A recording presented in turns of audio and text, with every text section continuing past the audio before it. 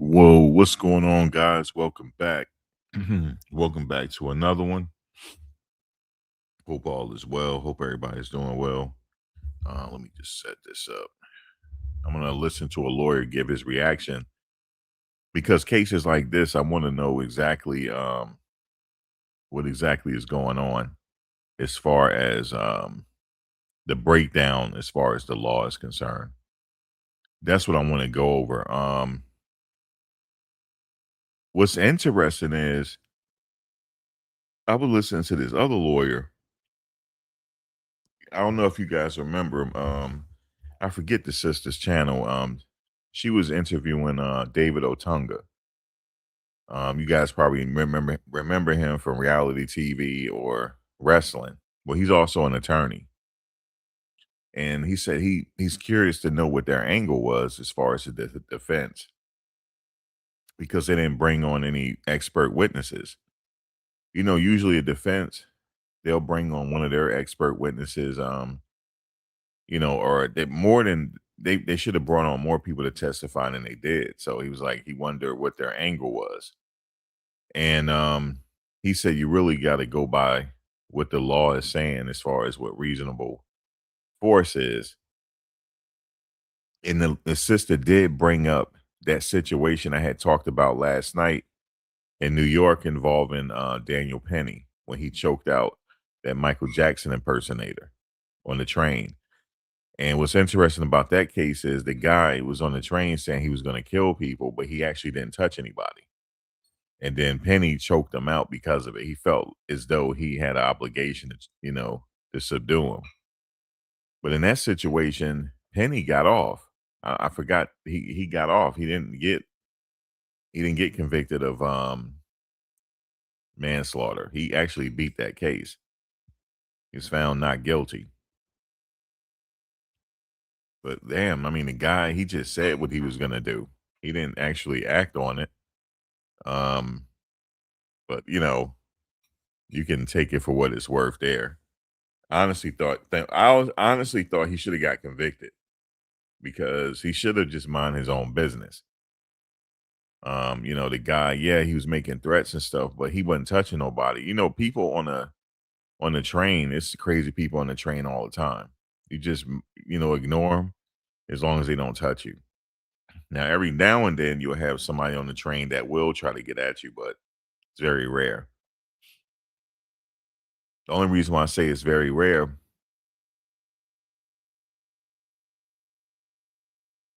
because there's thousands of people take the train every day and thousands of people are not getting injured. But anyway, we're going to get into what this lawyer had to say because he was like, he said it was an uphill battle for Karmelo to fight this case. It was really an uphill battle. He needed different strategy to actually try to convince the jury otherwise that it was justifiable force. All right, let's see what's going on here. Putting their hands on you, would it be okay to slap him? Would it be okay to trip him? Would it be okay to hit him with an object? Would it be okay to push him down and step on his neck? Would it be okay to use a knife? Would it be okay to use a gun? So that's kind of, what they call a force continuum in a sense. I mean, a very crude one. Let's take a look at the jury instructions because that's where the rubber really meets the road. So you have the standard ones, presumption of innocence, burden of proof. Then you have the elements of manslaughter. And manslaughter is that's that heat of passion that they were trying to argue that didn't work. And mental state in terms of definitions, a person is justified in using deadly force against another if the person would be justified in using force against the other and when and to the degree the person reasonably believes the deadly force is immediately necessary to protect himself against others or a use or attempted use of unlawful deadly force. If that's the instruction, I can see why he was convicted. Prosecutor's closing argument, you do not get to meet a shove with a stab. It's all about one word, reasonable or proportion. And so, did he go overboard? You most certainly have your opinions as to what happened. The problem that I have with this is that you don't have deadly force. I mean, they didn't punch him. They didn't repeatedly beat him. You look at the George Zimmerman trial. What's the difference there? The difference there is he was getting his ass kicked, and he had visible injuries, and Carmelo Anthony didn't have any injuries.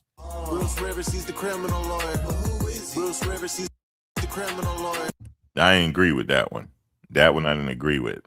The only reason why, yeah, they were getting in a tussle, him and Trayvon, but the cops had told him to stop trailing Trayvon. I just wanted to say that. The cops had told him to stop trailing him, but he did it anyway.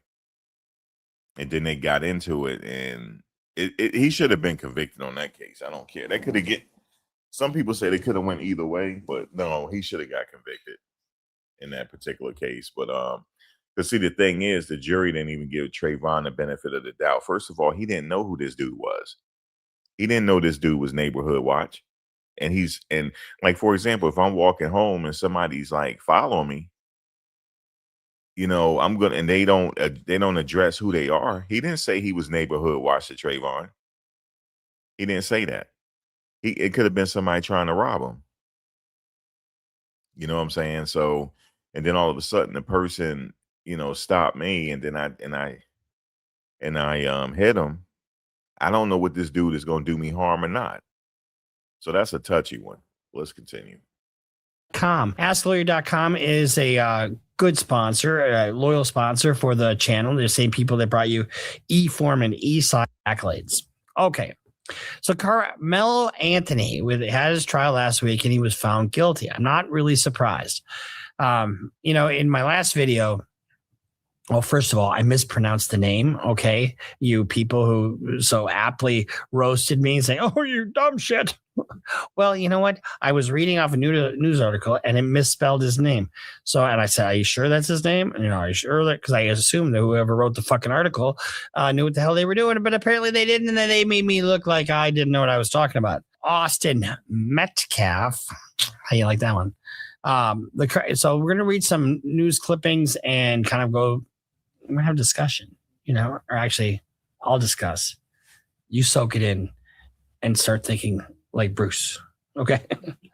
Carmelo Anthony trial continued Saturday for almost 9 hours with about a dozen witnesses at the Collin County Courthouse. Many of them broke down in tears while testifying. Anthony is charged with the stabbing death of 17-year-old Austin Metcalf. Remember this is at Frisco, Texas high school. My understanding is that the knife he had was a pocket knife, and he was a 3.7 GPA student. Why does that matter? Well, it does kind of matter because context and everything matters. So let's see. The prosecution rested after calling 21 witnesses.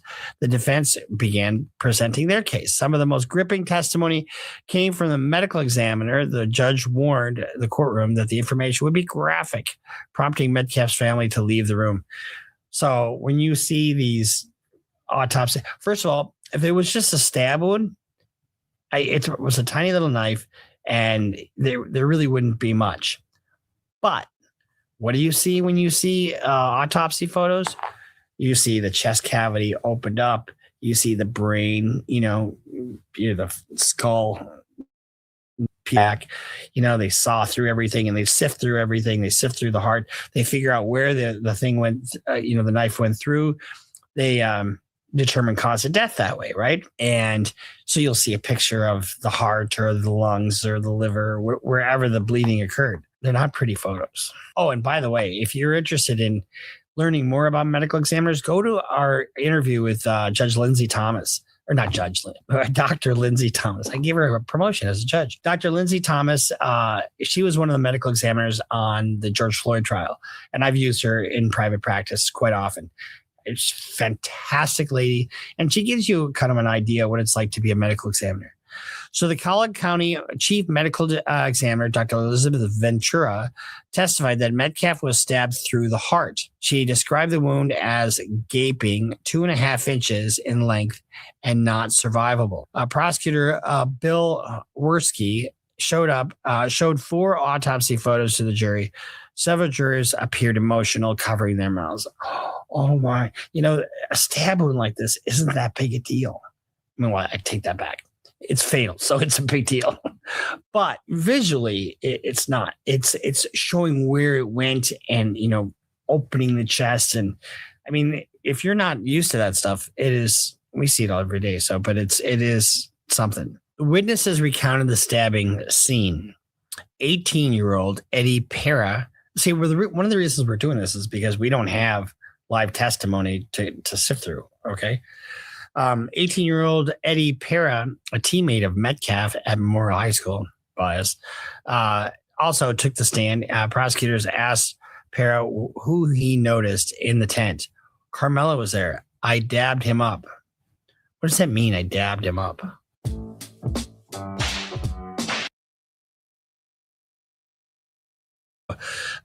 Yes, because teams are supposed to be at their own tents. Who gives a shit? Doesn't mean that somebody needs to die or you need to beat somebody's ass because they're sitting under your tent. Why not just bring them in? Why not? Why not bring them in? Pera broke down on the stand when describing the stabbing, saying he noticed blood in the hole in Metcalf's chest and that Metcalf started to scream for help. Of course you would. The prosecutor asked Pera if the case was about race or self-defense, and Pera said no. Worski then asked who was wrong that day. Pera replied, Karmelo. How the fuck could you ask somebody who was wrong? That should have been objected to by the defense. And I'm not sure if they may have objected to it, but you can't do that. You can't use that witness to testify about the ultimate fact in the case. It's tantamount to him saying, is Karmelo guilty? You can't do that. And similarly, you can't ask him, what's his case about race or self-defense? Who gives a fuck what this guy's opinion about race or self-defense is? That's amazing, actually. So the defense called Centennial High School track coach Adam Linwood to the stand. He said Anthony's teammates nominated him for captaincy as captain of their team, and athletes often go into other teams' tents to mingle. The prosecutor asked, is there any reason an athlete should have a knife at a track meet? And Linwood said, no. Well, you got that going on. See, the thing is that is not going with the story that he was using that to sharpen his cleats. That's what they said. He was sharpening his cleats with the what they say the multi-purpose tool.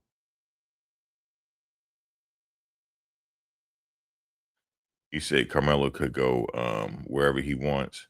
The twins were not supposed to be there. No, they were supposed to be there. Remember, the coach said they need to be more of an example and be there and help out. That's why they were there.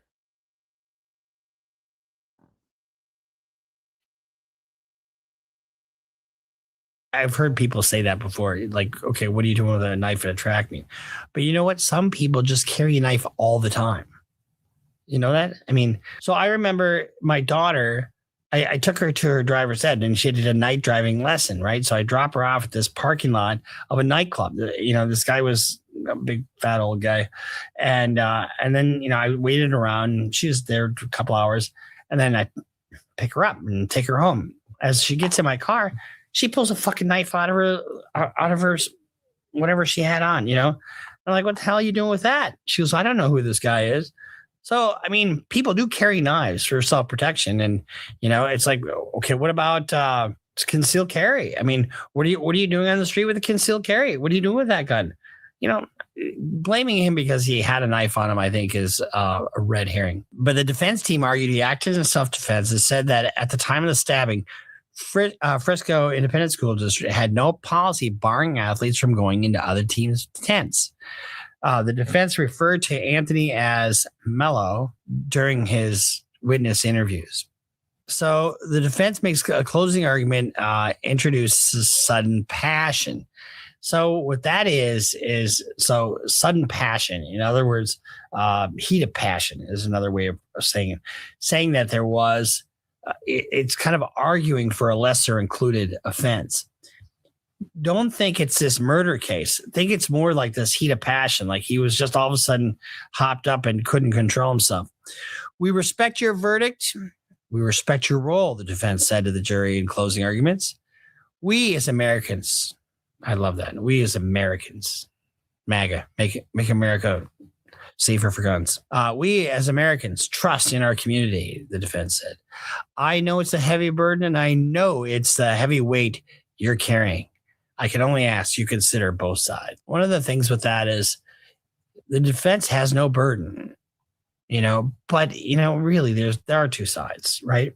He said he did this and he did this. The issue of sudden passion was brought up, asking them to decide whether there was sudden passion in a split moment. If the jury unanimously believes that sudden passion, which means emotion, feeling that this is directly caused by provocation, passion arises, then decisions made in the heat of passion a moment are different, which is a lesser included. So then he wouldn't be looking at life, or what did he get, 35 years? The defense argues that if the jury believes that Anthony felt terror in that moment, didn't have time for cool reflection, then sudden passion applies and burden is on us. And the burden is much lower. Prosecutor's closing argument, you do not get to meet a shove with a stab. Proportion, that's what the prosecution argued. Remember I told you when we did the reaction? I know it says guilty on that thumbnail, but we didn't know the verdict when we did that reaction, right? And so what did I say in that? It's all about one word: reasonable or proportion. It's, did he go overboard? So with the prosecution saying you don't get to use a knife in a fist fight, basically, especially if you provoke the shove. So they're saying that and you can't avail yourself of self-defense if you're the provocateur. And I don't think just being under the tent is enough to say that you provoked somebody. After the defense presented its closing argument, prosecutor Bill Werski began speaking to the jury and rebutting the self-defense argument. Now, here's the deal. Here's how it works. Prosecutor gets up and they give their closing argument. The defense gets up and gives their closing argument. But guess what? Whose case is it? It's the prosecutor's case. So the prosecutor gets the opportunity to get one last bite at the apple, and they do what they call rebuttal. And unless they misstate something or there's an extraordinary circumstance, the defense is done. They don't get another opportunity to speak. This, fellow jurors, is one of the rare cases where every important fact can be boiled down to one sentence. I think even one word. You do not get to meet a shove with a stab, especially if you provoke the shove. Why didn't Anthony just walk away? If it's a stand your ground state, which it is that, saying that it's tantamount to saying he had a duty to walk away, and he didn't. Werski said to the jury, you see, he had a choice to walk away and abandon the encounter, but did he? You can meet deadly force with deadly force in Texas. You can't meet force, a shove, with deadly force, a stab, he said. Size differential, it doesn't work in this case. You don't get to kill someone just because they're bigger than you. He really has to believe that he's in fear of great bodily harm or death for him to be able to use lethal force. Let me stop right there for a minute. So he said it wouldn't be able to work in this case because of size. Werski further explained.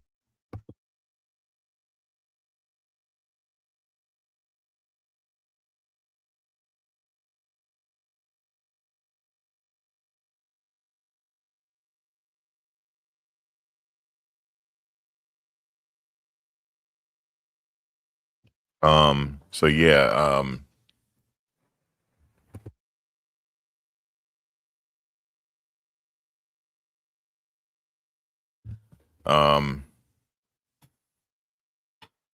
it in this particular, let's say, give you an example. So size will be a factor if it was a female. Say it was a small, it was a female, and a guy is trying to attack her, right? And he grabs her up, um, to beat her up. I think she could use deadly force in that case. She probably would get off. To be honest with you, that's the only thing I'm thinking. That size will be the situation, or unless it's like It has to be a way like size, like I'm thinking if it's like a female or something, and you got intentions on, like you trying to, I don't know, you trying to do something to her. I think that might be, she might get off. I don't know. Explain why he thinks the self defense argument does not hold up in this case. Self defense has to be a reasonable belief. A reasonable belief means a belief that would be held by an ordinary and prudent person in the same situation as the defendant. Now, what do we have? Was this an all white jury? I think it was. It wasn't? No, there's not. No black jurors. All right. So the operative word here is a reasonable belief means a belief that would be held by an ordinary and prudent person in the same situation as the defendant. So let me ask you guys, did he have a reasonable belief that his life was on the line? What do you guys think? Because the kid shoved him, and it's on camera. He shoved him. Did he have a reasonable belief at that particular time that his life was on the line?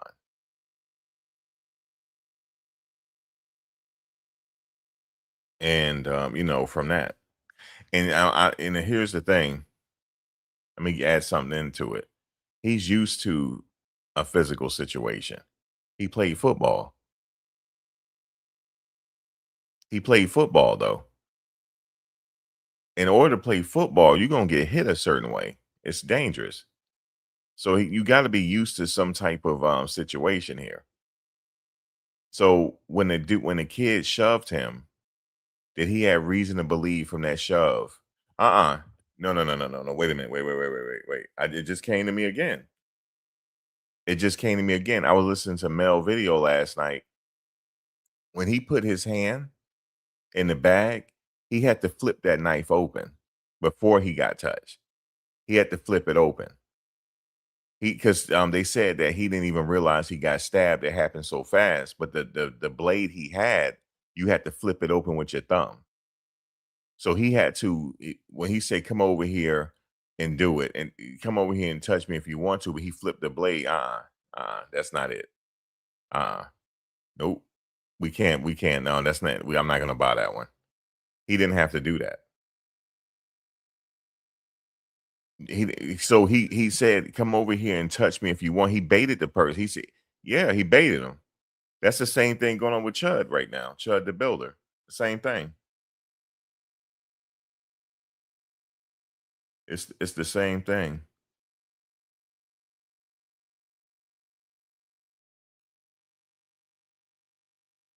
It's the same thing. Come over here. I got see what I got for you. Come over, touch me if you want to. And he went over there and touched him. He did. Nah, that's not it. Yeah, that's not it. Not in this situation.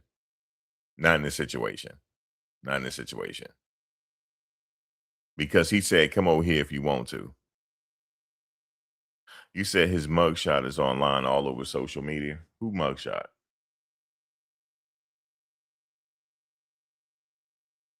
You said it was more than a shove. What kind of shove? Well, tell me, what was it then? It was like more than a shove. Like, how was it? Like, what do you think happened if it was more than a shove? I'm curious to know what you think.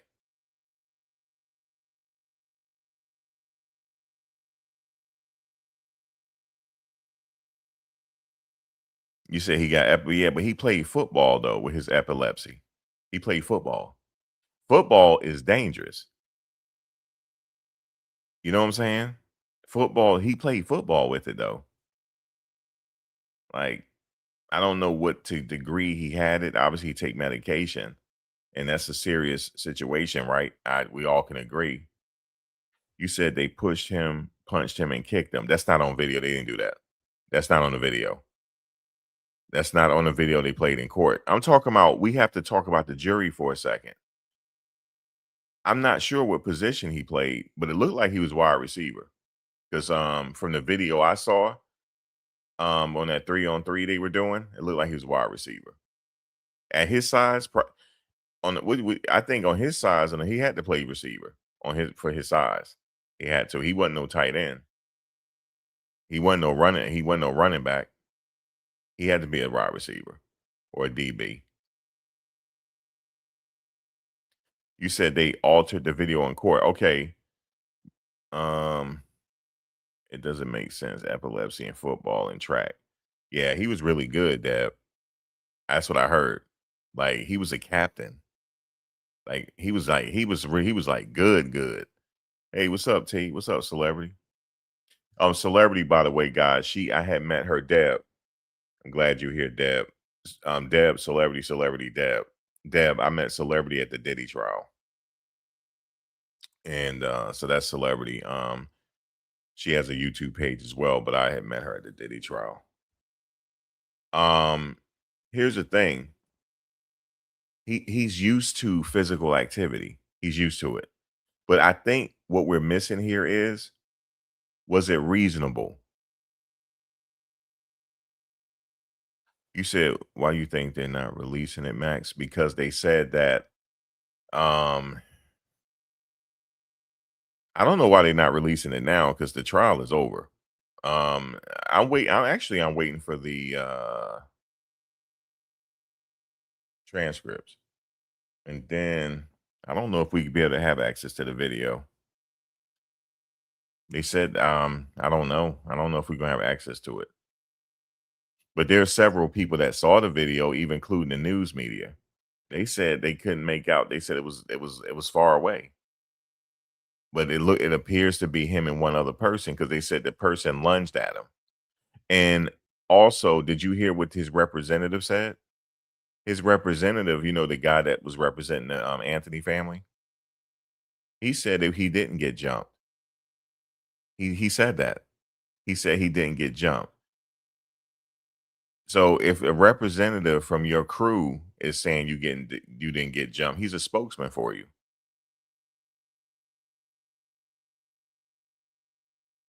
Let me see something.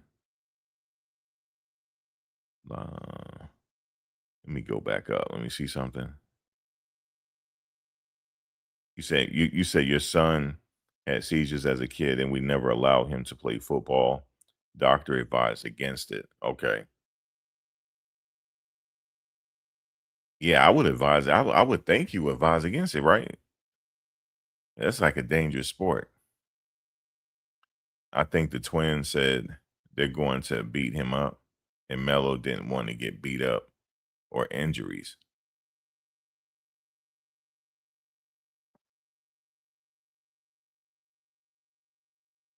Did they say it like that? You said we need footage. Yeah, to finally, you know what they should do? To finally bring this to a head, they need to release the footage so we can all analyze it. And that's the point. See, they didn't even air this video. I mean, air the trial, you know? All right, let's see what Bruce. And we all come to those decisions through the prism of our experiences, right? The three black jurors that were, questioned met. So you don't get that perspective. So he didn't have any of his people, for lack of a better word, on the jury. It has to be immediately necessary. Where was I'm gonna keep it 100 with you guys, even with some of his supporters in here right now. That ain't right. They had to have somebody to represent them on that jury, man. I'm sorry. You know what I'm saying? I'd be thinking about that one. They knew what they were doing on that one, yo. If they did do that, like Bruce Willis said, somebody of your people, somebody. Even then, he still would have been found guilty. Maybe we don't know, but give him that opportunity. He didn't have not one, not one. Is that county pretty diverse, or is it actually? What's the name of the county again? I'm gonna have to look now at the makeup. Them twins have a history of bullying. Yeah, but they said they had never met him before that day. You said Tupac would have been 55 Tuesday. Thug Life Endures. Okay, Collin County. Let's see.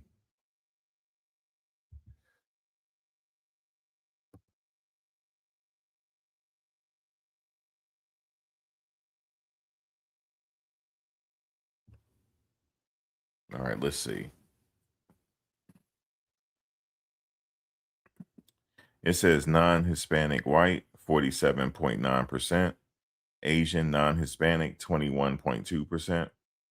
Hispanic or Latino, any race, about 16.2%. Black or African American non-Hispanic, 11 to 12%. Two or more races, non-Hispanic, about 2.6%. Native American, Pacific Islander, and other groups, each are under 1% individually.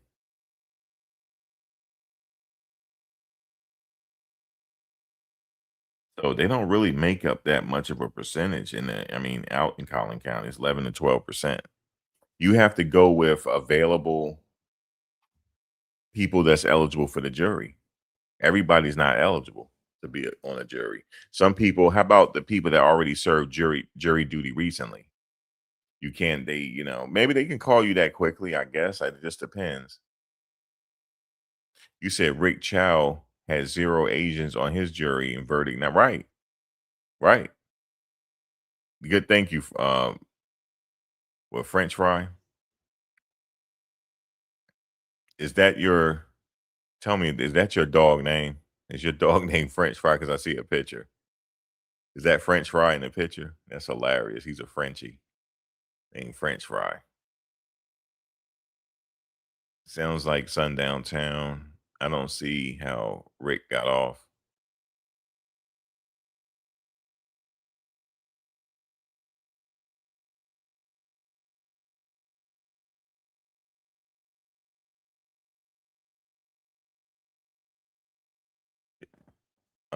Who thinks I should order Subway for dinner? I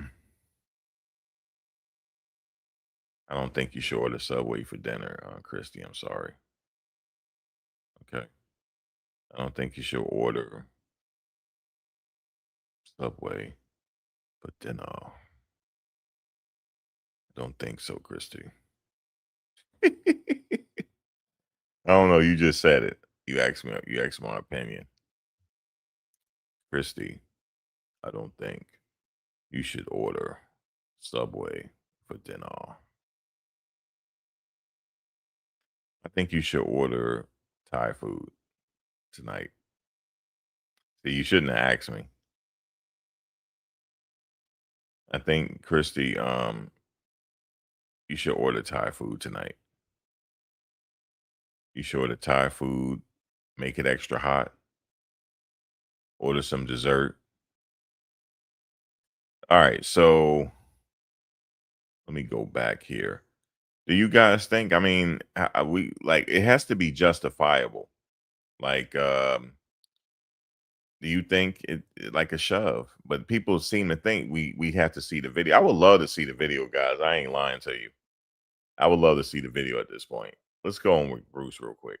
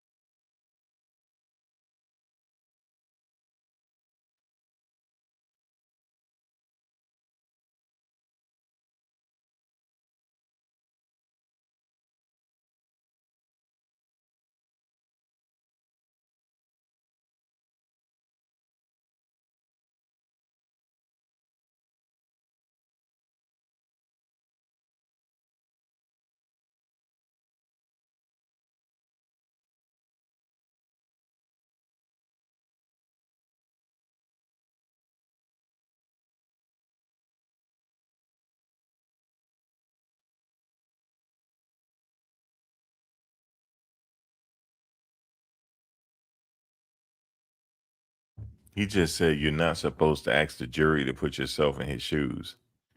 But that's what the defense did. Oh my God. Oh my goodness. They can't put themselves in his shoes. Guys, they had him guilty like before they got off the stand. They had him guilty already. That's it. They had him all the way guilty. Wait a minute. Y'all don't hear me? Hold on. Hello? Is it me you're looking? Hold on. Oops. Hello? Is it me you're looking for? Damn, they can't even hear me, man. Oh, I know what happened. Oh, wait a minute. Wait a minute. Oh, I'm an idiot. I'm an idiot. Hold on, hold on. You can hear me, but you couldn't hear the thing. Oh my God. Of the rain. Sure enough, one of the people at the memorial said, "Yeah, come over." Then all of a sudden, Hunter Metcalf or Austin say, "Who are you? You need to leave. These guys are much bigger than you. Do you turn your back and walk away and take the chance with these teen boys with their raging hormones?" That's, I mean, do they have a heart on while they're doing this? I mean, that falls a little flat, doesn't it? Who are they? Are they the protectors of everybody there? And that's what they're. Are they the enforcers? They're trying to kick people out who don't belong there. Who gave them that right? And these are not little guys. You know, there is a size differential. And if you're up in the bleachers, you know, and they put your hands on you, how do you know you're not going to be flung over the side? That's how I would have done it. Austin and Hunter had the right to tell Mello to leave, but they did not have the right to use deadly force to make him leave. Howard said. Mello had. Why would he call him Mello? I would have said Mr. Anthony. You know, Mr. Anthony. I mean, you don't call your client by a nickname. This is a serious proceeding. Maybe that's like the humanizer, right? Yeah, he called him Mello to the jury. You know what I'm saying? Like it's Mr. Anthony. It just was all wrong, guys. It was. It's all wrong. The whole defense. Even his representative said it wasn't a jumping. Even his representative said that. I guess they're saying this big brute of a guy touched him. But that's not what he said. Come over here and touch me if you want to. I got something for you. That's it. That's it. That's it. It's murder. That's it. It wasn't no jumping. He said it, yeah, come over here if you want to, and put his hand in his bag. And I told you the mistake they made was they should have took that as he got something in his bag, but they like, he ain't got nothing in his bag. Man, this dude's a bozo. He ain't got nothing in his bag, and that's when he found out. He did have something in his bag. And here's the thing. He flipped the blade in his bag. Because if the twin had saw him flip the blade, he wouldn't have rushed him. He flipped it when it was in his bag. So he was prepared to do it. He's prepared to use that bad boy. He was. He was prepared to use that. He was prepared to use that bad boy. Because if somebody put their hand in your bag, you backing up. You said you wish he had testified because everyone is talking for him. Yeah, well, he ain't testify. He don't have to, right? That's his right. But this wasn't justified, dog. It wasn't. It wasn't justified. Okay. I've had somebody grab me before.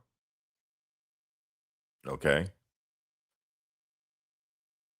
I had somebody grab me before and yeah, grab them back. We're just grabbing each other.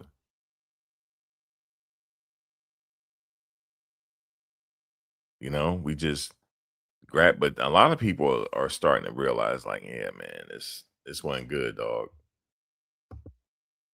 Perhaps. Mello had an absolute right to defend himself against that. How do you know in a split second of chaos when it's too late? Because if you wait too late to defend yourself, self-defense is meaningless. One of the things I've said in trials where, especially where it involves, firearms and a lot of bullets flying, said, imagine if the situation was that my client was a police officer. Self-defense applies to a police officer exactly as the way it does to anybody else. And if you think a police officer would be reasonable responding in this particular way, then you find my client not guilty. And that worked, actually. Witness describes friendly interaction before confrontation escalated in Frisco Memorial tent. A new defense witness, a 17-year-old male student from Frisco Memorial High School, took the stand, and his testimony was this. It was raining hard enough for people to be under the tents. Yes. I want to talk to you about Mello coming to the tent. It was clear Eddie knew Mello. I don't like him using Mello. I just don't, it can be said that you're using it to humanize him, but you can also use that to dehumanize at the same time. You know what I mean? Oh, he's just some kid named Mello. I don't like it personally, but that's good. That's just a style thing, is all that is. From Mello entering the tent and interacting with Eddie, it was clear that they knew each other? ? Yes. Eddie called Karmelo over to the tent? Yes. And the interaction between Eddie and Mello was friendly? Yes. After Eddie called him over, Mello sat down? Yes. So he was invited to the tent, evidently, according to a witness. For about 5 minutes, friendly talk. No one expressed a problem with Mello being there? No. Do you recall the first person to say to Mello, who... See, you see how that Mello just doesn't sound... We're not talking about a human being here. We're just talking about Mello. I don't like it. Don't like it. Don't like it one bit. Do you recall the first person to say to Mello, who are you? It was Hunter Metcalf. Hunter is a big guy. You can say that. At the time of the event, Austin was a little bigger. I'd say substantially bigger. I believe you told the detective Hunter you didn't tolerate being disrespected. Or Hunter didn't tolerate being disrespected. Yes. So Hunter tells Mello to leave. Yes. So then Mello says, no one has a problem with me being here beside you. Yes. At some point, Austin and Hunter stand up. They had been seated. And if you put Mello and Austin next to each other, Mello was smaller. Yes. Hunter started with a moderate tone and it got more aggressive. ? Yes. I don't know how if they call this witness, how are they being this leading? Probably because the judge didn't care. Do you remember telling the detectives, or maybe it's not crossing, do you remember telling the detectives you need to move before I beat your ass? I don't recall saying that. The defense approaches the witness with papers. The witness agrees that Austin said something like that or something similar. So I have no doubt that Austin and his brother were kind of the big dogs, right? So Austin is standing up. Mello is seated. Yes. And that's when Mello reached into his bag after Austin mentioned something about beating his ass. Yes.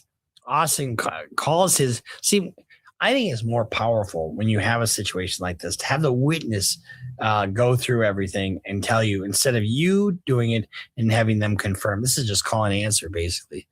And Austin calls his bluff and says, I know you don't have anything in that bag. Yes. So for Austin to make his way to Mello, he has to move up 5 rows. Yes.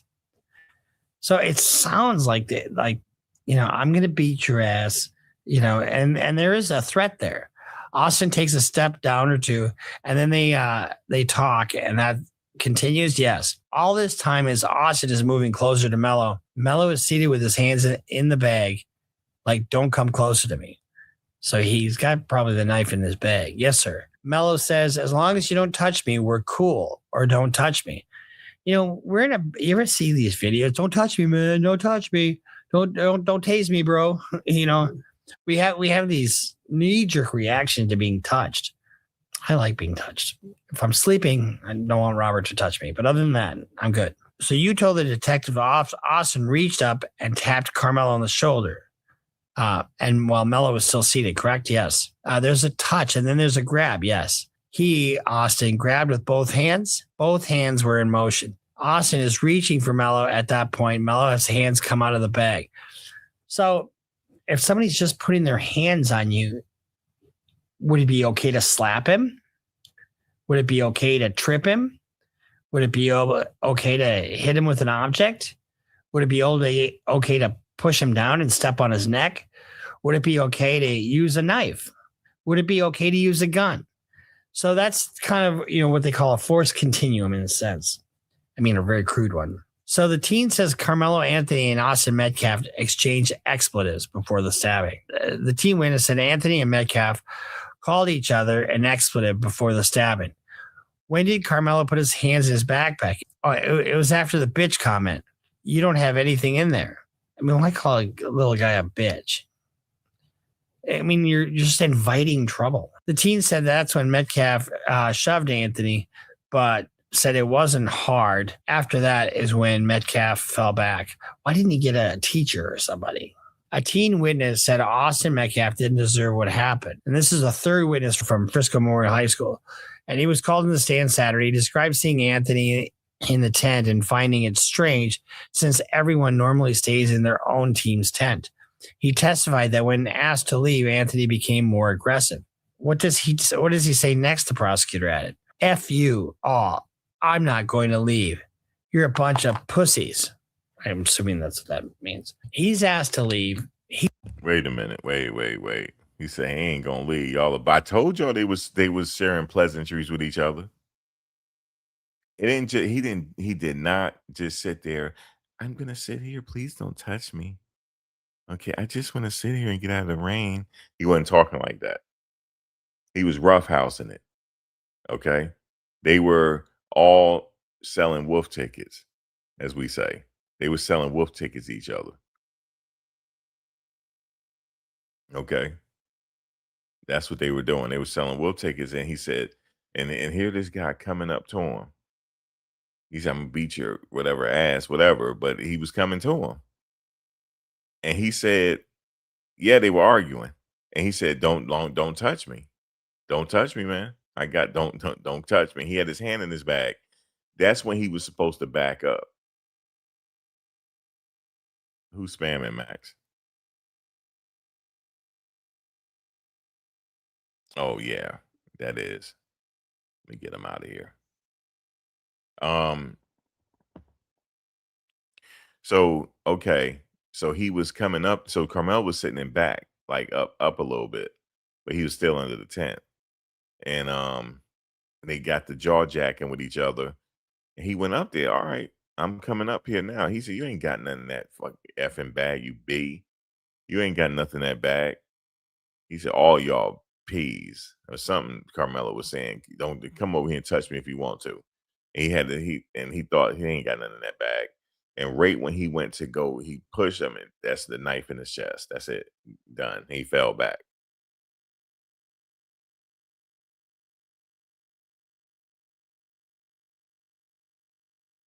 He's not going to leave. And he says, fuck y'all.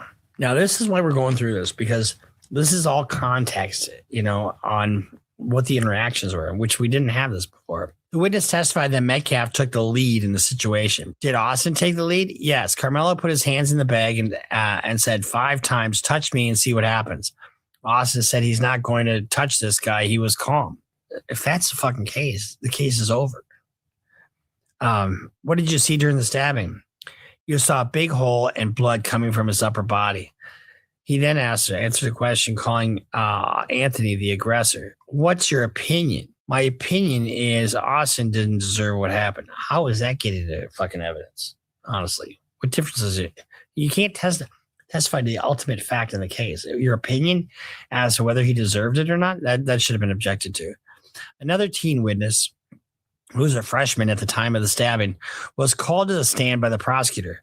The teen described the scene that day and shared his account of what led to the stabbing. Okay. So another teen witness. Teen witnesses generally are terrible witnesses. Their memory is bad. They are not respectful of your time, and they have pimples. So when asked what Anthony did when he was asked to leave the Memorial Tracks tent, multiple times the witness said, he doesn't leave. He gets angry and tries to provoke us, saying, make me leave. Now, keep in mind, these are all Austin's friends testifying. So they have that bias, that wanting to get justice for Metcalf. Notice I said Metcalf. When asked, was Austin or Karmelo instigating, the witness said it was Karmelo. So now that's your observation. When cross-examined, defense attorney Shook said, when Austin decided to push him out, how did he get to him? He walked over to him. So I always say in a self-defense case, whoever closes the gap loses. And Austin closed the gap. Austin's coming over to pick him up and kick him out of there. Was Karmelo still sitting down? I think so. Did he push or grab him? He pushed him on his shoulder with both hands. Then the prosecutor, Bill Wirsky, asked, what happened next? Austin tries to force him out because we didn't have any other choice. The witness was then asked by Wirsky whether the stabbing was self-defense or murder. This was murder. How in the fuck are you allowed to ask that question? How can you? I wouldn't be surprised if this gets flipped on prosecutorial misconduct or ineffective assistance. I mean, how do you let that stand? Now, I don't know if he objected to it or not. I would hope that he would have. Jurors were visibly shocked by the graphic autopsy photos of the Texas teen Austin Metcalf, including eviscerated heart. You know, I had a case where my client and his brother were hunting and smoking and drinking beer all day. And my client got a deer, his brother didn't, and he's giving him shit when they get back to camp. Oh, you got the biggest fucking deer, blah, blah, blah. Lighting off fireworks, and his brother's trying to get to sleep. He bashes him in the head with a tire iron. And he's like, fuck, you fucked me up. You got to take me to the hospital. And he was fucked up. He had a skull fracture. While they're on their way to the hospital, and my client starts in on him again. You fucking... And so he pulls over, and he's going to let him have it again. And so my client takes a 10-inch buck knife, stabs his brother in the heart, cuts his heart right in two. And then he gets out of the car. He's still alive for like just a few seconds, goes around to the other side of the car and collapses. And, you know, so you see these photos and it puts you there. It puts you there because you see what caused the death. They averted their eyes during this grim evidence, and it's tough to watch. Some of the jury members gasped when one woman put her hand over her mouth as pictures were displayed of Metcalf's body, showing a large stab wound in his chest and his punctured heart. Here's the thing. When you are looking at these photos, I mean, I had another case where my client and his brother are responsible for the death of his brother's girlfriend, and his brother had beat her to death with this baseball bat in the face.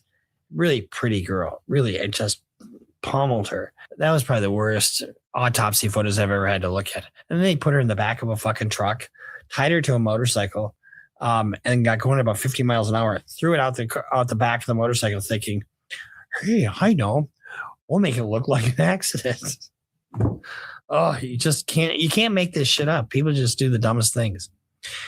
Medical examiner Dr. Elizabeth Ventura told jurors that the knifing left in Metcalf was a gaping 2-inch wound, and that the knife went so deep it pierced the bone of his chest and the right side of his heart. The defense focused heavily on the self-defense narrative, using cross-examination to highlight discrepancies between the students' courtroom testimonies and their initial police statements. The defense established significant physical difference between the two boys, noting that their Metcalf outweighed Anthony by 50 to 60 pounds. That's a big deal. You know, I mean, if you can't fight back, what options do you have? Keep in mind as you write your comments, you know, saying I'm, you know, in the favor of the defense here. I am a defense lawyer, and I'm waxing philosophic here. So put your little fingers down and just listen. Crucially, the defense emphasized the physical positioning during the altercation. Anthony was sitting down with his bag on his lap, surrounded by roughly 20 people in a crowded tent, while Metcalf and several teammates stood over him. Trial consultants note this spatial dynamic will be vital for the jury when evaluating the self-defense claim. Jurors viewed surveillance footage provided by Frisco Independent School District from multiple stadium angles. The videos showed a figure identified as Anthony entering the Memorial High School team tent, followed by, now I wish we could see this because this would really help us, don't you think? Showed him entering the tent, followed by a brief scuffle, and then Anthony fleeing the scene as coaches and students gave chase. When he left, guess what? He was, I don't know that he was trying to avoid responsibility. I know right afterwards he took responsibility and said, I did this. Memorial High School track coach Robert Starr testified to the sacred nature of team tents and comparing them to a sports bench where you just do not go uninvited. He became visibly emotional on the stand while describing the immediate aftermath of the stabbing. Now, here's the thing. It's fucking raining out, and he was invited by another teammate, supposedly, or at least that's what the testimony was. So a 12-person jury was selected with 6 alternates because it was such a high-profile case. So here, let's talk about the racial makeup of the jury. So the selection process resulted in 11 women and 7 men. You have 6 alternates, and so that's 18, right? And there are no black jurors. The final phase of jury selection grew tense when defense attorneys lodged a formal objection called a Batson challenge because in the second round of strikes, the prosecutor struck 3 black jurors. All you need is some plausible race-neutral reason to survive a Batson challenge. And the prosecutors strongly denied any race played a factor, and they just declared that all 3 women were struck because they listed their occupations as educators. You'd think you'd want educators as jurors in this case because the fatal incident occurred at a school sponsor. I don't like teachers and I don't like lawyers on my juries. I've been screwed over by too many lawyers. Can't trust them. Can't trust those bastards. Because the fatal incident occurred at a school-sponsored athletic function involving school-aged children, prosecutors seemingly did not want traditional educators on the panel, which I don't understand. The judge sided with the prosecution. Allowing the strikes to stand. So they struck 3 black jurors. So there was no African Americans on the jury. So they were only given an hour and 45 minutes, which isn't a lot of time, I guess. Assistant DA pressed the pool on whether they could listen to the evidence with an open mind and follow the law to render a verdict, even when dealing with the young defendant. The questioning took an unusual turn when Mitchell asked if race could affect anybody's ability to determine guilt. After a handful of people admitted it could, Mitchell noted that his entire career he has never had such an explicit conversation about race with a jury panel. This is a race case, no matter how you slice it. You got a big white football player against a 3.7 little track star who's weighs about 50, 60 pounds. One Frisco educator in the pool was excused after stating hit too close to home. Howard, the defense attorney, immediately signaled that the entire trial would pivot on whether Anthony had the legal right to defend himself. That's a good way to put it, actually. I mean, Texas is a defense state, defend yourself type state. Howard, who referred to his client's nickname as Mello, which I don't agree with, questioned the pool on whether they would be penalizing Anthony if he exercised his right not to testify. He also gauged their feelings on prison sentence, noting that the minimum threshold for murder is a 5-year. You're not supposed to talk about consequences. You're not supposed to get a promise from a jury, on what they would do. So one of the things you do in jury selection is you try to showcase your case a little bit. You try your case a little bit and you want to see what the position of the juries are. I would never say, would you hold it against him if he didn't testify? Because you just told him that basically that he's not going to testify in this trial. How do you really communicate the ultimate fear of great bodily harm or death that's required for the use of deadly force if your client doesn't communicate that? I think in every self-defense case that I've had, bar maybe 1 or 2, and I've only lost 1, my client has testified. So how do you communicate to the jury the terror that your client felt? Yeah, he was puffing up his chest and saying these things, but he was scared shitless, and he was saying, "Back off, or you're gonna catch a fucking blade in the chest." He didn't say that, but let's take a look at the jury instructions. I mean, yeah, he should have got on the stand. Like I was in fear of my life. This brute of a guy is coming after me, looking like the Incredible Hulk, which he didn't. But all right, let me ask you this: is it self-defense if a Incredible Hulk-like feature coming at you? Yes. Okay. Especially this guy coming at me looking like the Incredible Hulk, roaring and everything. I'm just joking. Oh, Metcalf got swatted again. Wow. It's insane.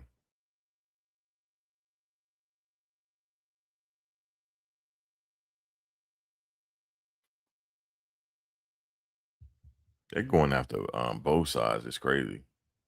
Because that's where the rubber really meets the road. So you have the standard ones: presumption of innocence, burden of proof.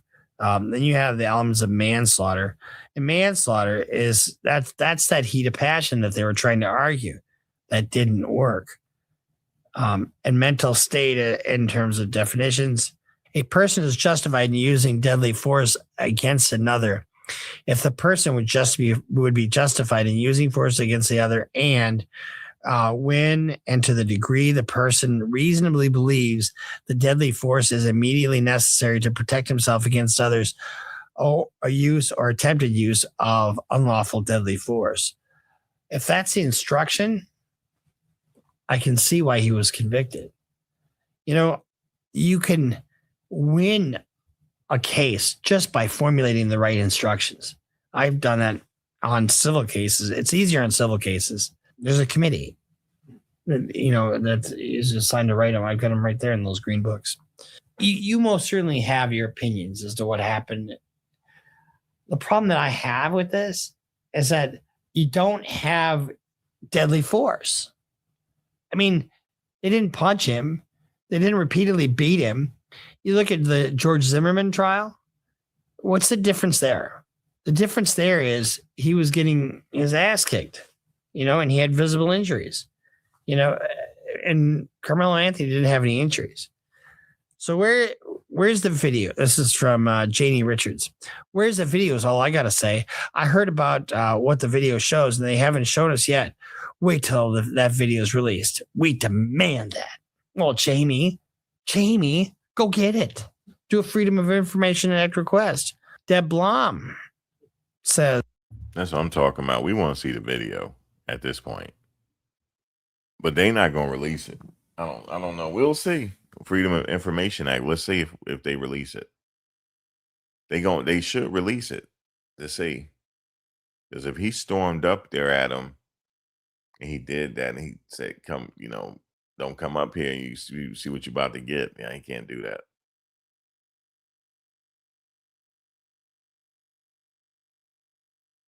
Oh man, he didn't even know when he was. Oh man, that's bad. It's bad all the way around. Has never disagreed more with Bruce. Oh fuck. Disagree with me? It was premeditated, right? When he says, touch me, see what happens. He was planning to stab whoever touched him. Bruce needs to do a little more research or brushing up on some of these cases. Well, I'm sorry, Debbie, the Debstress. Here's the thing. We didn't know what this testimony was, right? And I don't think him saying, touch me, see what happens, is premeditated murder. Premeditated murder means you're planning to kill somebody, and I get that you can formulate premeditation in a matter of seconds. It can happen just before.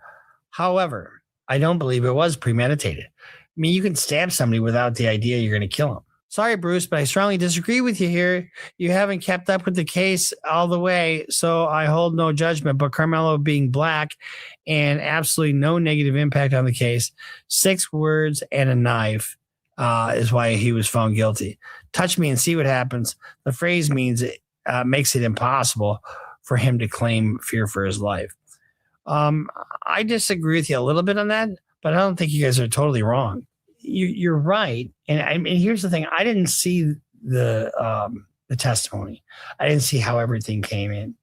And there's a reason that they didn't have Carmelo testify, because they probably thought he was really vulnerable on some issue in the case. I still don't think it was premeditated. I don't think it was, if it was premeditated, wouldn't he have gotten life? I mean, he got 35 years. So, which I think is still quite a bit.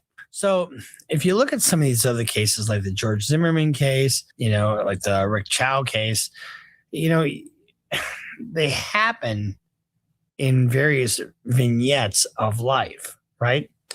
I think I've told you guys before, I had a case where my client shot his brother-in-law in the leg. and he thought he was going to come and he said, "I'm going to kick your ass." And he looks at it, and my client was holding a gun. And he says, "What are you going to do with that?" And starts walking towards him. Well, if somebody's doing that and not really afraid that you have a gun, what are you going to fucking do, right? And he shot him in the leg, and that was it. And then he put the gun away. It's like, okay, now what? And in that situation, we got a hung jury, and the judge in that case said you could try this case 15 times and get 5 hung juries, 5 acquittals, and 5 guilty verdicts. And so we wound up settling it for a misdemeanor. This all comes down to that one word. Was it reasonable? And too bad that, an adult didn't step in here.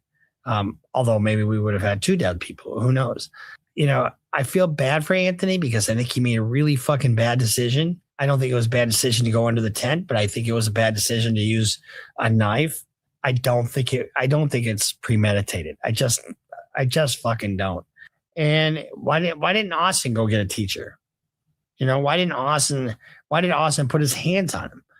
And some people can be hyper sensitive to getting your hands put on. But guess what? That's not the standard. There's an eggshell skull rule, right? Where if you hit somebody and they have a paper thin skull and you cause brain damage, you're responsible for that damage.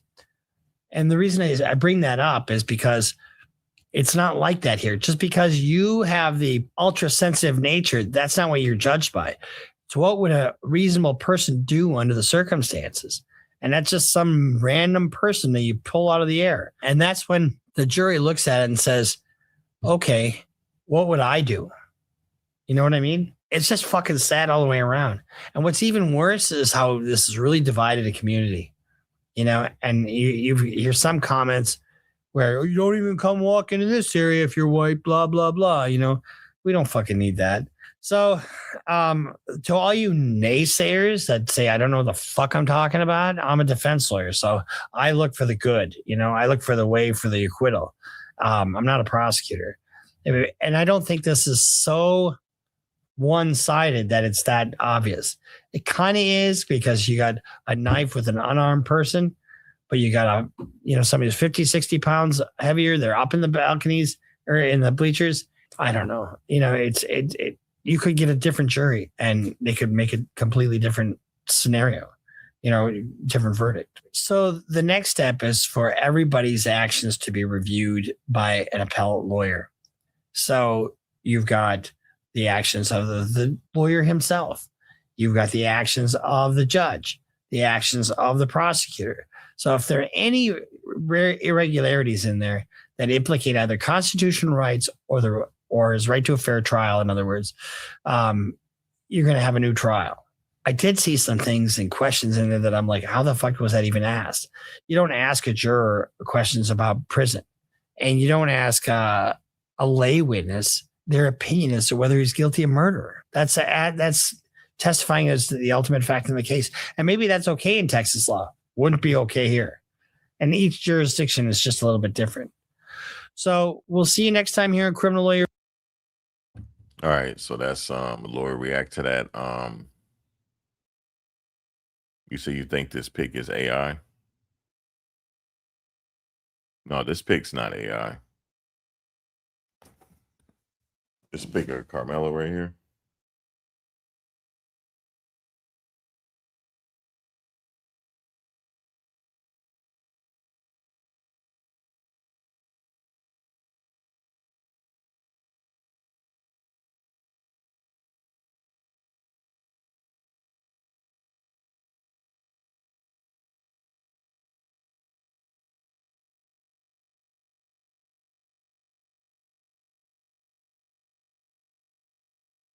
Uh-oh, let me see something.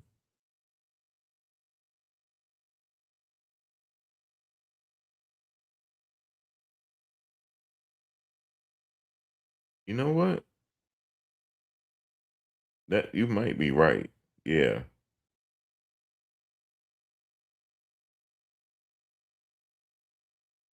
It might be. I don't know. Is it this one? Hold on a second. Where's the other one I had? Is it this one? Because like this photo right here of him. Do anybody know when he was at trial? Did he have his hair cut down? He looked like a little kid here, dog. It's that photo there. He just looks like a little kid, man.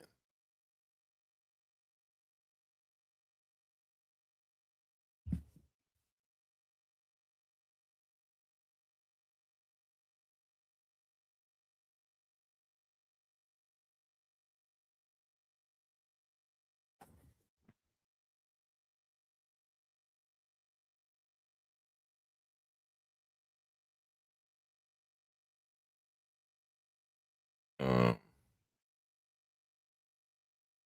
oh yeah. Let me see.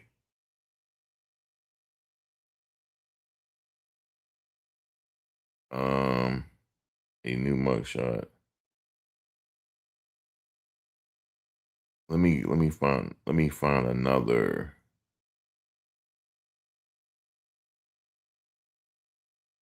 Let me find another reputable source here. Yeah, it's his mugshot. Yeah. This is it. This one here is an older one. Like he already had cut his hair down.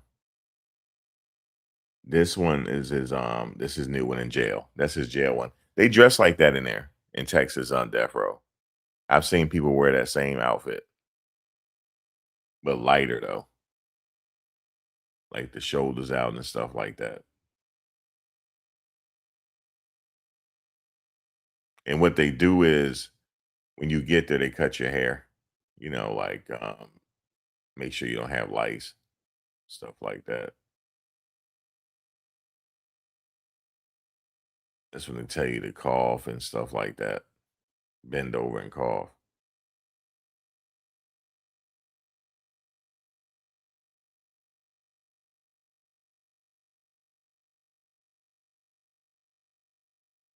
No, this photo is stretched. I did that. I stretched it. Let me see. Hold on. Let me see what y'all looking at. Yeah. I did that. I photoshopped it. I stretched it out so it could fit the whole thing. That's why it looks like that. Yeah. I stretched it. But that's the actual photo. It's not Photoshop. I just stretched it out. Yep. That's exactly what happened.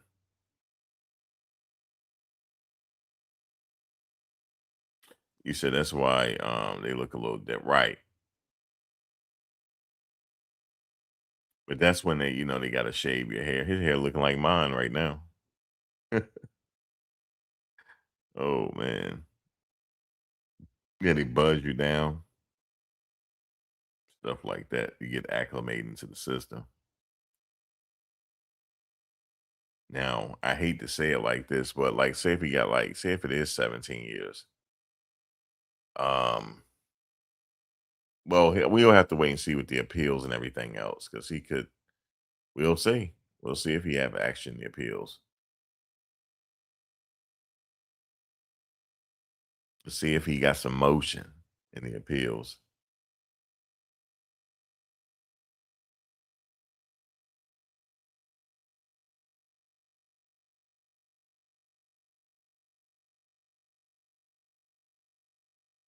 But yeah, goddamn, that's why they look a little different. But I wanted to have Bruce talk about it because it makes sense. Some people don't know what the strategy was to defend them. Maybe he should have stepped up on that stand, started crying a little bit, to seem human.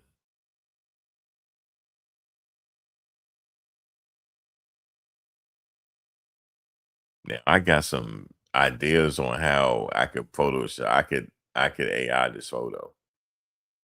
But I'm not going. I don't want to do that. To make it look crazy. I don't want to do that. Like, but trust me, with this AI, it can make you look like anything.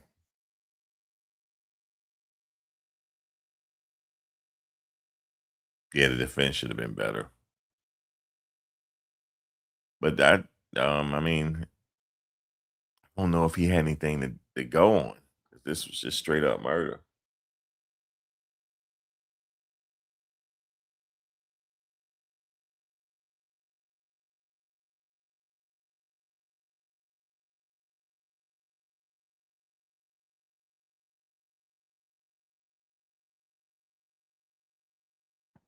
Yeah.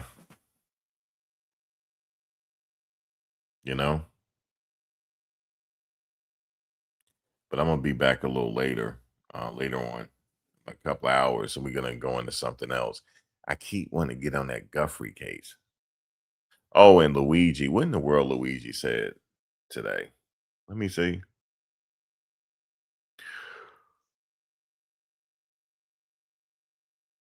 Luigi Mangione says his defense is extreme emotional disturbance. That's his defense, guys. His defense is extreme emotional disturbance. He going to jail.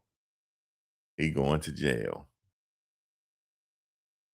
Yeah, that thing going cold, Ryan. That's it. But we're gonna get into that a little later to see what the latest is on that. Check on Brian Enton, see what he talking about. Um,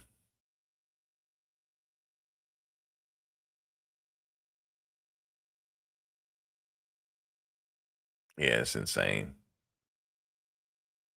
But I had a situation today, like I said, with my car. Well, it started yesterday, and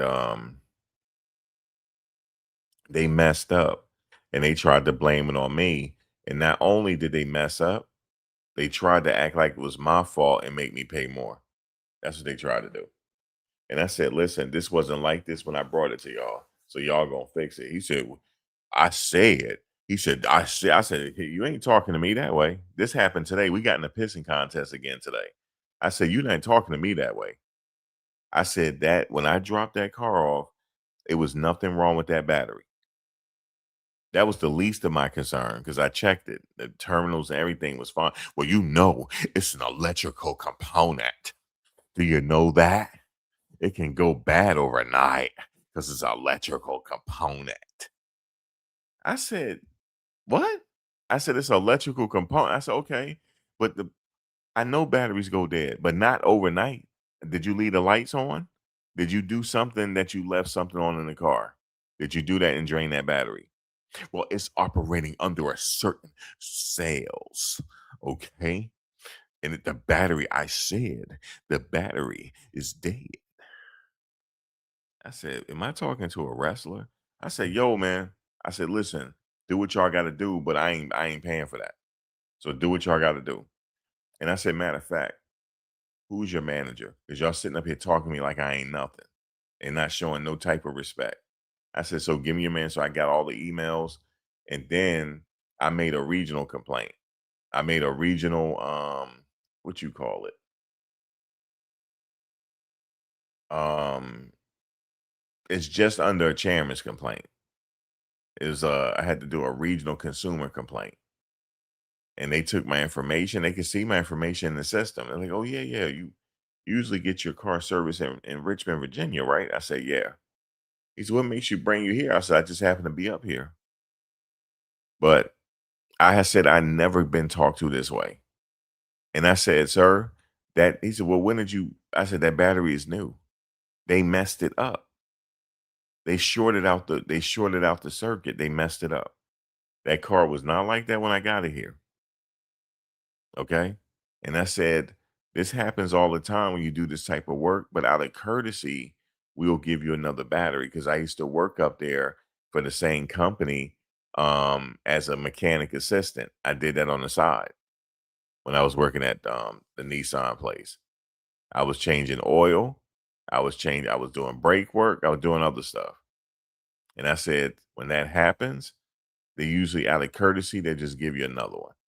And then, so I made all these complaints with him, right? He said, oh my God, I'm sorry that happened to you. I said, he said, they gave you a loaner car, right? I said, they didn't even give me a loaner car. That's how much they treated me. I said, they didn't even give me a loaner car. No, they got some complaints, Ryan, but it's not bad. The rating's not bad, but they do have complaints. But then this is not a regular garage though. This is the Nissan dealership. You know what I'm saying? So I was surprised how they acted. So he was like, so I said I did the complaint with I escalated it, right? Did the complaint, did the consumer regional complaint. I had to write that, put that in writing. And now when I talked to the guy, he said, "Oh, we're gonna get to the bottom of this. They shouldn't have treated you like that." And he said, "Matter of fact, they did something to the car." He said, that battery wouldn't have went out like that. He said they probably forgot to disconnect it. I said, "Do it look like the battery has been disconnected?" I said, "No." He said they left it. He said they did something. And he said he said they know they did it. And he said, let me look at your report because maybe it was a faulty battery on the report. He said, let me check your report. He looked at the report. Oh, they said the car was perfectly good. In operations, perfectly good. They ain't say nothing about the battery. He said, "Sir, give me a few hours. I'm gonna straighten this for you. We're gonna take care of it." So then the supervisor for the mechanics called. He said, "Yeah, sir. What we're gonna do, we're gonna replace your battery, but we're gonna inventory your battery. We're gonna invent." What the hell that mean? What that mean? Like, what does that mean? Like, we're gonna replace your battery, okay? But your battery was the battery. I said, "Sir, let me tell you something. I don't have no reason to lie to you. When I brought the car to you, I had checked it. It was in pristine condition. Yeah, but the battery was fried. Okay. Okay. So what we're doing is um we're giving you a battery, okay, but we inventorying the old battery. Okay. Like trying to like play big words with me. Look, sir. Look, I got no reason to lie to you, whatever. I'm just telling you, I didn't do that. That battery didn't come there like that. But it was fried though. I said I didn't bring it there like that, sir. You sound like a wrestler. I wanted to say that. So then he said, "You could pick it up tomorrow, okay? Okay. Okay. You could pick all right." And then hung up. The complaint doesn't stop there. I'm not done yet. I'm not done. I want a full remedy. They're gonna have to make me whole, man. I know they're gonna give me my battery, but they're gonna make me whole. Because I dropped off a check yesterday. It was like what, $1,700. Okay. And I'm not getting talked to this way. I'm not getting talked to this way, man. It was a whole big mess. And then they have to be that way, Ryan. It didn't have to be that way because the guy didn't know what he was talking about. I said, I said, y'all ran a full diagnostic on my car. What happened was when they parked my car, they left the lights on. That's what they did. They did something. They did something and something drained it. But actually, my other theory is, look, why do I gotta wait so long for the battery? It's a simple fix. Just drop one in there and I come get it. They did something. They need some more time to fix it. They did something. That's what happened. And then they found it and they trying to still blame it on me by saying, "Well, we had to inventory the battery. Okay. We give you another one." All right. Like they doing me a favor. Nah, I had $1,700 worth of work done. Okay. So that's what it is. But see, the thing is, a lot of people don't know that you can complain. Sometimes they do mess your car up and they make you pay for it. The South, I don't have that. We don't have that problem down there. They very honest. Up here in like New Jersey, you got a bunch of scumbags up here, man. You really do. You got a bunch of dirt bags up here, and you got to treat them accordingly. You know what I'm saying? You got to get a little rough house with them, and you can't be afraid. You know what I'm saying? You just got some dirt bags up here, man.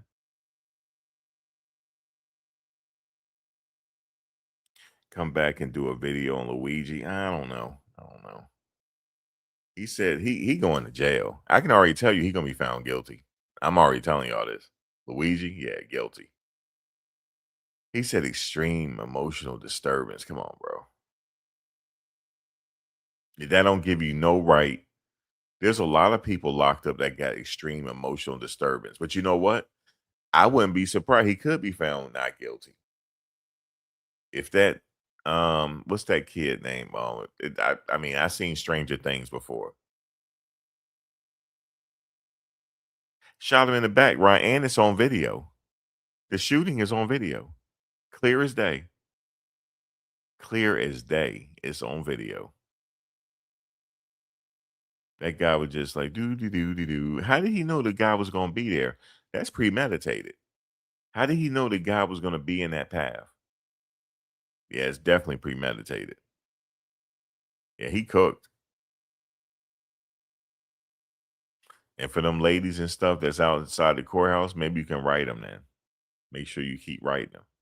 Because he going to need somebody to talk to. All right? He going to need somebody to talk to. Maybe I will come back to that, Christy. Maybe I'll do it. Give me about an hour and a half. I'm gonna go outside, catch some air. Because they put me through the ringer today. They sure did. I had to make all these complaints and go all the way up to the top with the complaint. I had to do everything. But a lot of people don't know they can do that. That's why I say, guys, know your rights as a consumer, everything, your rights as just being a human. Okay? Because I already know what I had to do.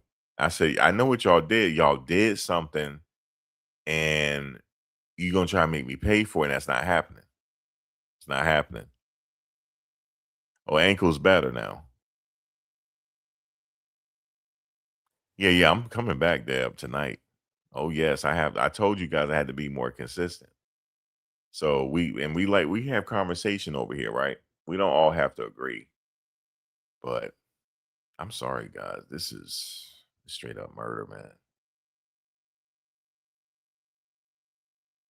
Did they put the right turbo back on? I wasn't up there today. It was all over the phone.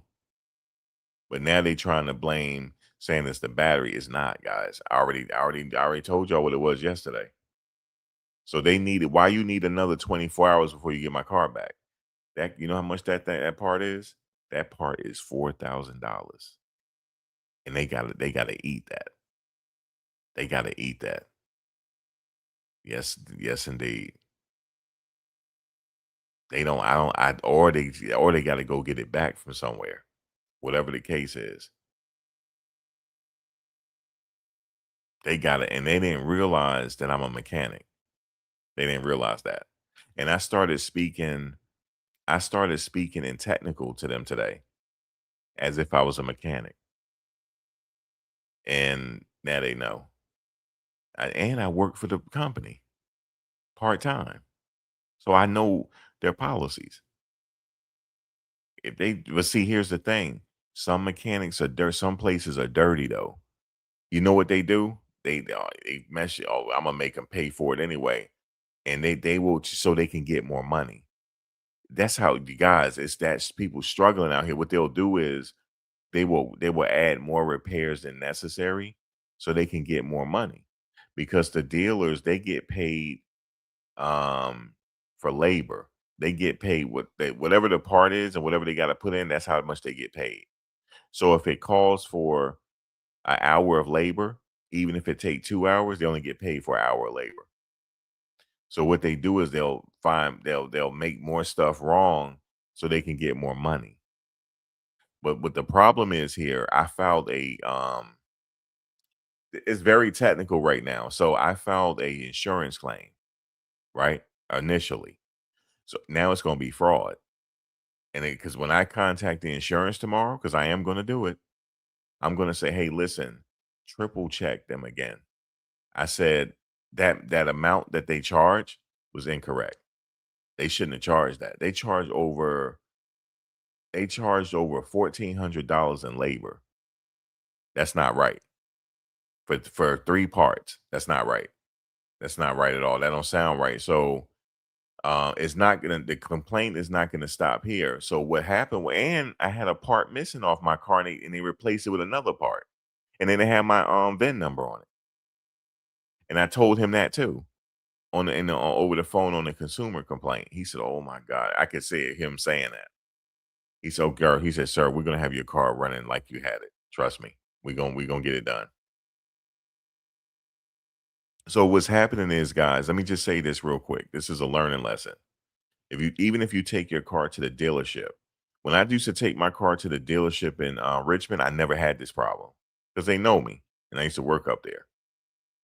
But what happens is, if they can get over on you, if they feel like they can get over on you, they're going to do it.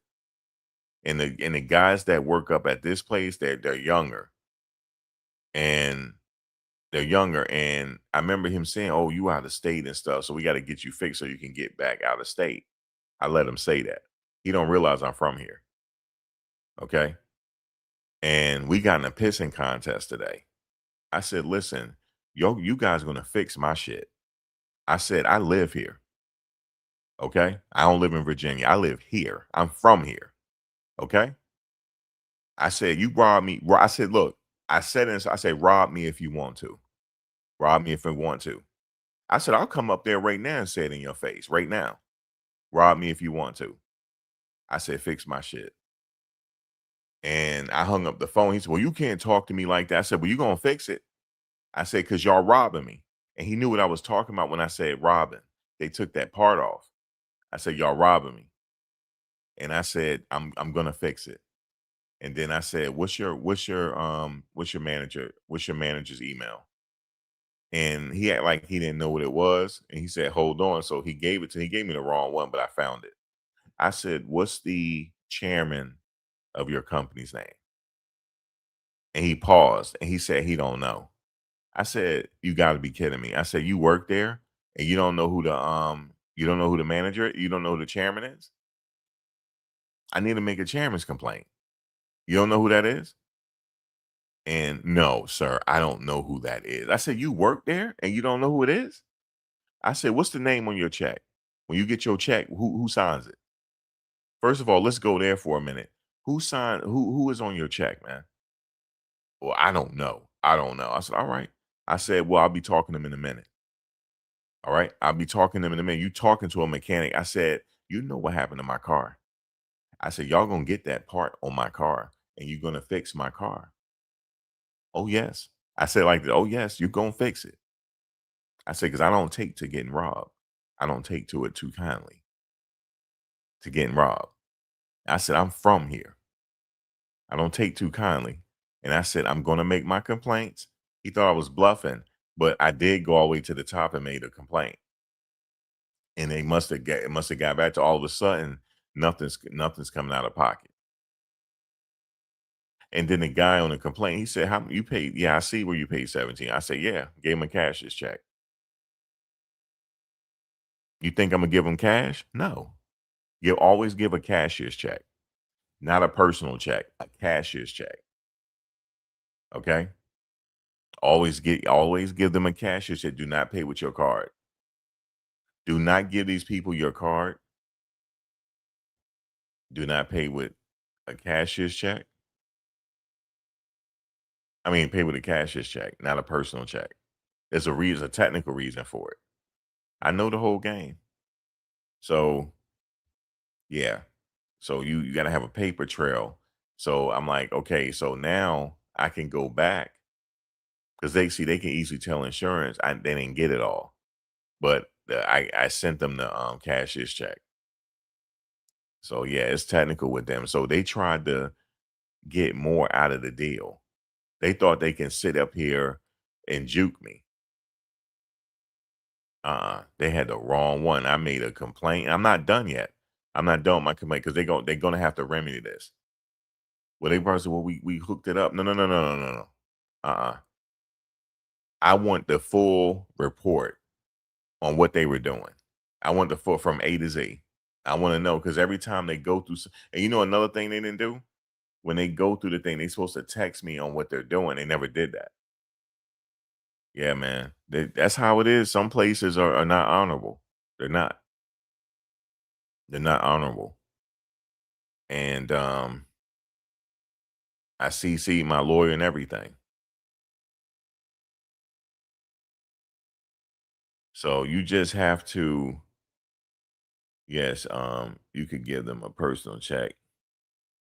Now, I gave him the the thing.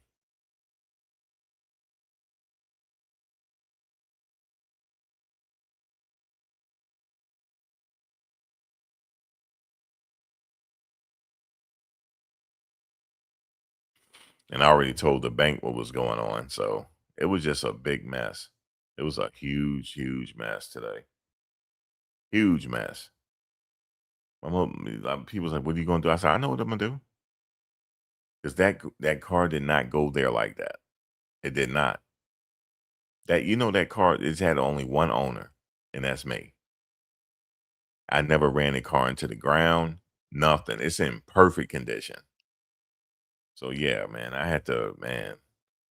Yeah, and something was wrong. The car was like, when I started up, it was like when he did jump it, it was like idling heavy. I said, yeah, they took that thing out. The car even it don't they took it out. Yeah, bro. I'm like, nah, they not doing this to me. They are not doing this to me. It's a bunch of I honestly think, man, I don't know if I could stay up here, yo. I really don't. It's just people are crazy up here. I don't know if you guys saw what was happening at the Knicks parade. That's how crazy it is up here. The devil resides up here. People were fighting each other at the Knicks parade. Why would you keep doing that? A dude got slashed in his face, blood everywhere. So I know he knew it wasn't worth it now going to the Knicks parade. It wasn't worth it. He got slashed. He had a deep slash over the side of his face. Somebody slashed him with a broken bottle.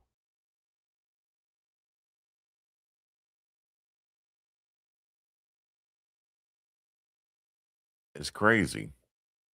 But anyway, let me get out of here, y'all. I'll talk to you guys later.